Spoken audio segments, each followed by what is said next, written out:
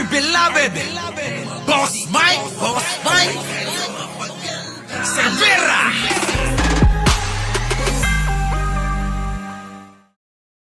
So eto na, pasok na tayo, baka maubos ang oras natin. Sabayin nyo, yan sinasabi ko sa inyo nauna lang si Trillanes. Bakit itong si Dilima na nanahimik, bigla nang lumabas ito at may pasabog? Kita nyo ha, pasok! Tigahan ni Senadora Leila de Lima ang naging pahayag ng isang self-confessed hitman na nagsasabing si dating Pangulong Rodrigo Duterte ang tinaguriang Lord of all Drug Lords. Naku, yari ka Duterte! Eto na! Nakakita na ng pagkakataon. Si Dilimang pinakulong mo ng mahabang panahon. Eto na ang ganti ng inapi. Di ba karamihan sa inyo nagalit at nainis kaysa ba? Ay, uy. Kay Dilima, sorry naman. Saba ang tawag nung araw dyan di ba? Junel, may ganun pa pasok. Confessed hitman na nagsasabing si dating Pangulong Rodrigo Duterte ang tinaguriang Lord of all Drug Lords sa buong Mindanao. May report si Peter Mari. Inaiimbestigahan ni dating Senadora Leila de Lima ang pahayag ng self-confessed hitman na si Arturo Las Cañas na si dating Pangulong Rodrigo Duterte ang umano'y Lord of all Drug Lords sa buong Mindanao. Ayan na, pamumunuan na ni de Lima yan. Yari ka ngayon. Ayon kay de Lima, sa buong termino ni Duterte ay pinaikot lang nito ang buong sambayanan dahil siya din pala ay sangkot at nagpapatakbo ng sindikato ng droga. Naniniwala ba kayo? Sige, kung sino ang naniniwala na si dating Presidenteng Duterte, 10 na lang din, 10 na lang din ng kanyang mga pamilya na kung sino man dyan. Naniniwala ba kayo? Nasangkot yung mga yan? Press 1. Tama ang word. Pinaikot. Nako, Diyos ko po, naniniwala sila. Nako, Dilema, marami kang supporter dito. Sa dating senadora, ginamit siyang distraction ng Duterte admin para pagtakpan ang koneksyon ng dating presidente sa illegal na droga. Duterte, ginamit mo lang pala si Dilima, kawawang Dilima na gamit. Biruin mo yung 7 taon, halos, na nawala sa buhay ni Dilima. Nandun lang paikot-ikot sa isang maliit na silid. Diba? Kawawang Dilima. Kinumpirma ni Las Cañas na ipinag-utos si Digong na patayin ang buhay ng 11 Chinese na sungkot sa isang shabu lab sa Davao. Diyos ko po, ayan na diba? Alam mo si Duterte, sa bagay kasi lahat yung mga balita, yung mga naririnig natin, sa kanya din sa sarili niyang bunganga din, nanggaling tandaan nyo, lahat ng mga sinasabi niya, sample Boss Mike, na talagang sa bunganga niya nanggagaling yung mga ganyan. Kasalanan ko lang yung mga extrajudicial killing. Diba?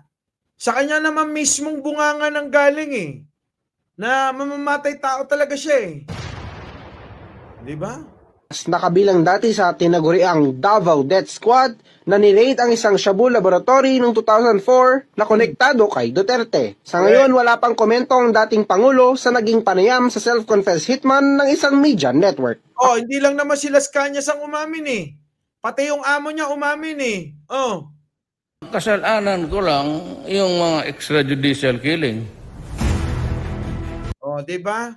Umamin na yun, ang kasalanan ko lang yung mga extrajudicial killings. September 2028 ay 2018. Sinabi niya yan. Naku po, Diyos ko po. Pakinggan nyo maigi Nais pa-imbestigahan ni Senadora Leila de Lima ang naging pahayag ng isang self-confessed hitman na nagsasabing si dating Pangulong Rodrigo Duterte ang tinaguriang Lord of all Drug Lords sa buong Mindanao.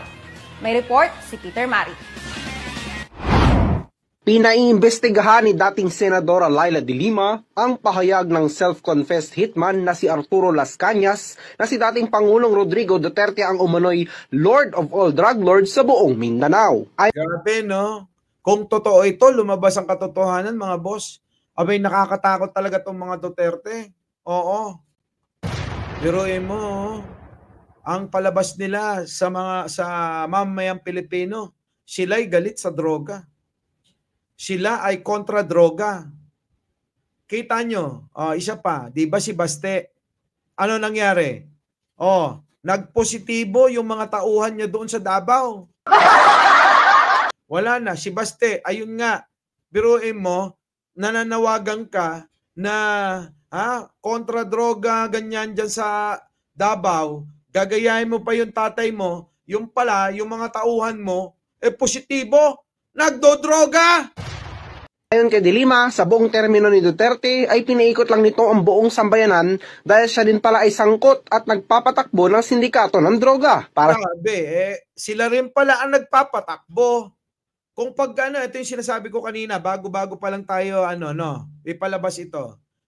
Pag dugtong-dugtongin ninyo, di ba si Michael Yang pinagtanggol ni Duterte na na mabuting tao, na o kaya nga ginawang advisor ni Duterte Kasi daw matinong negosyante. Yung pala ang nininegosyo, droga.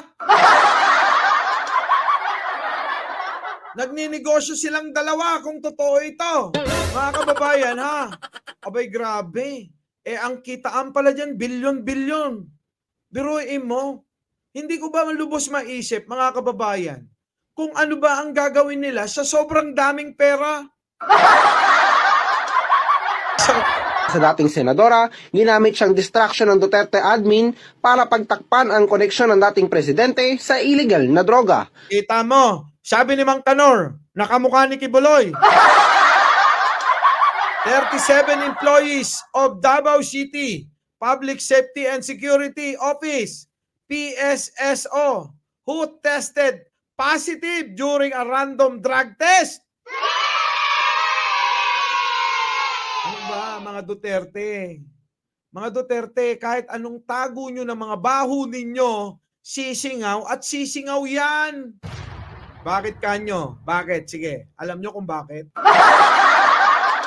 Tauhan niya yan, O, kita nyo? Tauhan nila yan. Positibo sa droga. Kung tauhan pa lang ni Baste, na mayor ng Davao, 37 na empleyado niya sa Davao, nagpositibo sa droga, paano pa yung iba? Akala ko ba sa Davao maayos at walang droga? Unang kinumpirma ni Las Cañas na ipinag-utos si Digong na patayin ang buhay ng 11 Chinese na sungkot sa isang shabu lab sa Davao. Pati Chinese, para nga naman hindi mabukya, ay patayin nyo lahat yan para wala silang ebidensya. Kita nyo, no?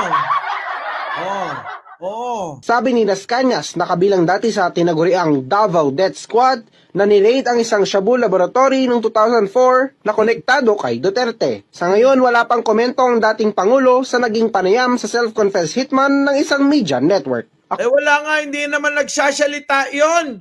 Noon pa man, di naman nagsalita yan. Di ba? Ganyan sila. Tignan nyo nga si Maharlika. Ang daming mga lumalabas na mga issue sa kanya. Pagpatay sa asawa, pagdodroga din, at kung ano-ano pa. Kita nyo, hindi rin nagsasalita. Iisang estilo ng mga didishit. Alam nyo na. Hindi, ang inyong lingkod, Mike Cervera po, laging nagpapaalalang mahalin natin ang ating kapwa. Ipagdasal natin lagi ang mga DDS na sana'y matauhan na sila. Magandang umaga, magandang hapon at magandang gabi sa mandako ng mundo. Naroon kayo. Siyempre, magandang buhay na rin para sa ating lahat. Namnamin nyo ang ating kanta. our beloved Boss Mike Cervera.